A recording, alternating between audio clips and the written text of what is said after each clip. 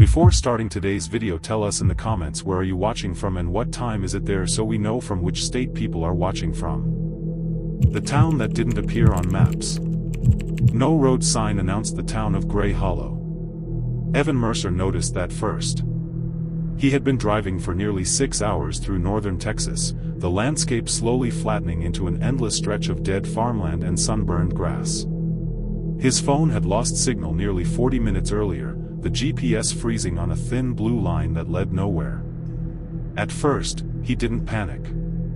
Texas backroads were notorious for dead zones. But when the asphalt narrowed into cracked concrete and the sky darkened faster than it should have, a quiet unease settled in his chest. Then the town appeared. A cluster of low buildings rose from the dust, half swallowed by shadow. There was no welcome sign, no speed limit marker, no indication that anyone had ever planned for travelers to stop here. The road simply led into the town, as if the land itself had been guiding him there all along. Evan slowed his car instinctively, his grip tightening on the steering wheel. He checked his phone again, but the screen remained blank. The town did not exist on the map. He told himself it was just another forgotten farming town, abandoned decades ago after drought or economic collapse. Texas was full of places like that. Ghost towns didn't scare him. Stories did, and he made a living chasing them. As a freelance journalist, Evan specialized in forgotten places and buried histories. His last article had brought him some recognition, and something about this place felt like another story waiting to be told. The moment his tires crossed into the town, the air changed. The wind that had been sweeping dust across the plains vanished instantly, as if it had struck an invisible wall. Even the sound of his engine dulled, muffled in a way he couldn't explain. When he stepped out of the car, the silence pressed down on him, heavy and unnatural. There were no birds, no insects, no distant traffic. Even his footsteps echoed too loudly, bouncing between the buildings as if the town were hollow. Wooden storefronts lined the main road, their signs sun-bleached and crooked but strangely intact. A diner, a hardware store, a post office with broken windows. Everything looked abandoned, yet untouched. There was no graffiti, no smashed doors, no signs of looting. It felt as though the people who lived here had simply stood up one day and walked away, leaving their lives behind.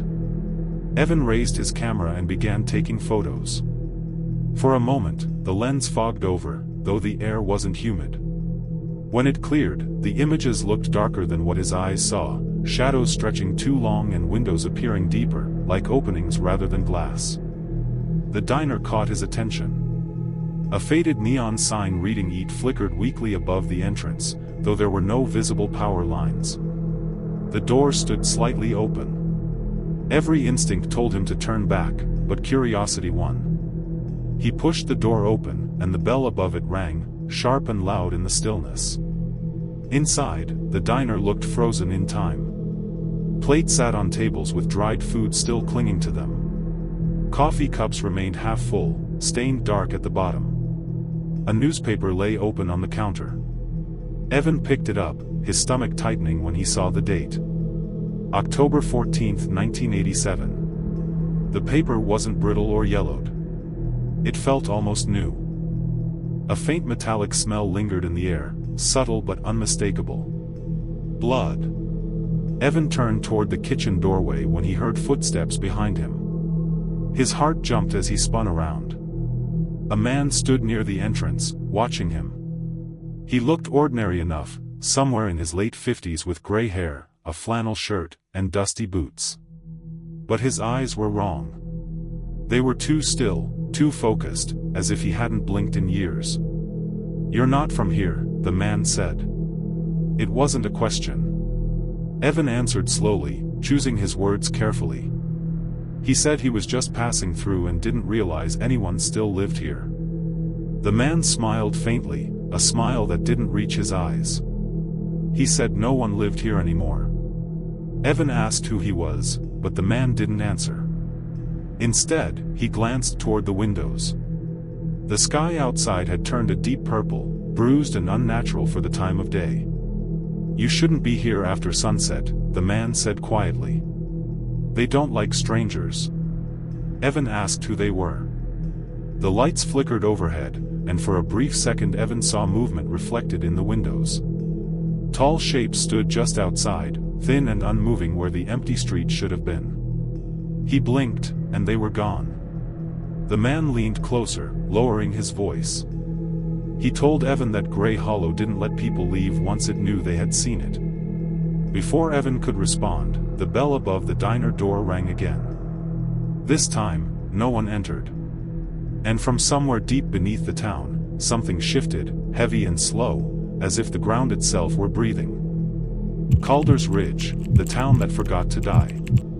The town of Calder's Ridge was supposed to be empty. According to county records, it had been abandoned in the early 1970s after a chemical plant fire poisoned the groundwater. Houses were condemned, roads closed, and the town quietly erased from modern maps. That was what the documents said.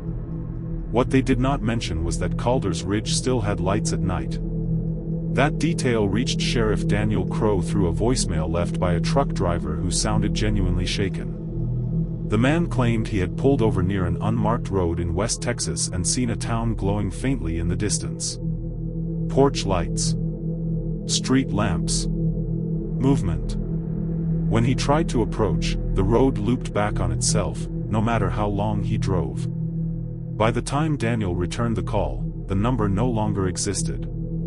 2 days later, Daniel drove out alone. The highway gave way to dirt roads and cattle fences, the land stretching flat and endless under a pale sky. His GPS lost signal miles before the turnoff, but the road was still there, cracked asphalt leading between dead trees and rusted warning signs half buried in dirt. A single wooden marker leaned crookedly beside the road. The town's name had been scratched out. Calder's Ridge greeted him with silence. The houses stood intact, lined neatly along narrow streets, their paint faded but unbroken. Cars sat parked in driveways, tires full, windows clean. Children's bicycles rested on sidewalks, tipped over as if dropped mid-play. Nothing looked looted. Nothing looked damaged. It felt staged, like a town preserved behind glass. Daniel stepped out of his truck, the door closing with a sound that echoed too loudly. The air smelled stale, heavy with something faintly chemical. There were no birds. No insects. Not even wind. His radio crackled once, then died completely. He walked past a row of houses, peering through windows. Inside, furniture sat neatly arranged. Family photos hung on walls, their faces blurred just enough to be unsettling. In one living room, a television sat on, glowing faintly with static. It emitted soundless movement, like something struggling to form an image. Daniel felt watched. He reached the town square as the sun dipped lower, casting long shadows that didn't quite align with their sources. At the center stood a clock tower, frozen at 6:17. Beneath it, a grocery store sat with its door wide open. Against his better judgment, Daniel entered. The smell hit him immediately.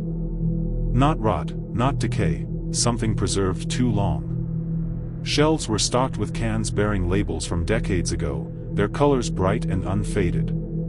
A shopping cart stood abandoned in the aisle, filled halfway, as if its owner had simply disappeared. A sound echoed from deeper in the store. Footsteps.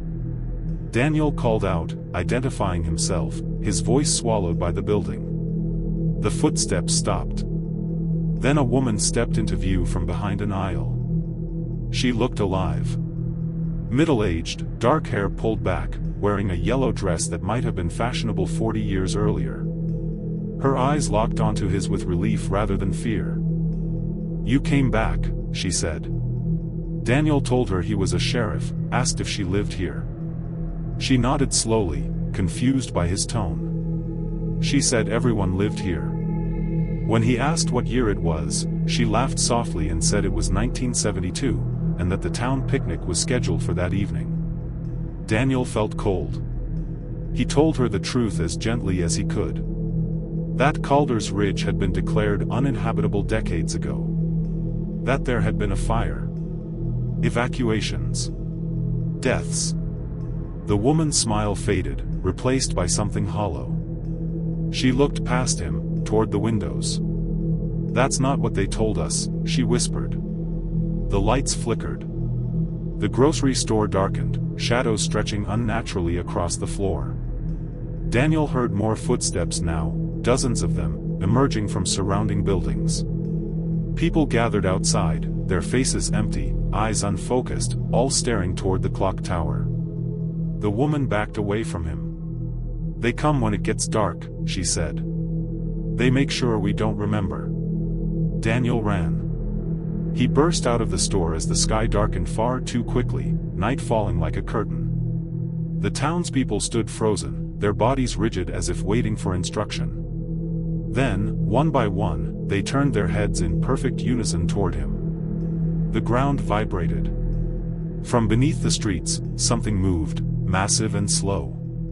Cracks spread across the pavement, releasing a low, pulsing sound that felt more than heard. Streetlights flickered on, bathing the town in a sickly yellow glow.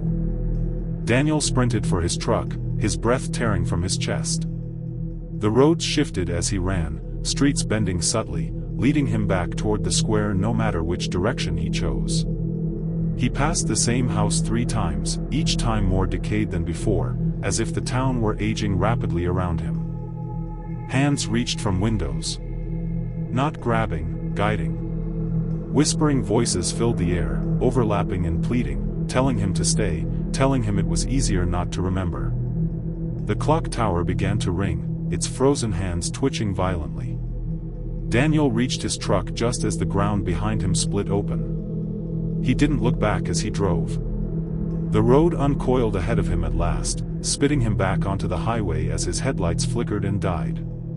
When he finally stopped miles away, dawn was breaking, his radio working perfectly again. Officially, Sheriff Daniel Crow filed no report. But every night at 6:17, his porch light turns on by itself. And sometimes, far down the road, he can see a town glowing softly where no town should be. That was tonight's Whisper from the Shadows. Subscribe to Nightbound Whispers. And remember, the night is never truly silent.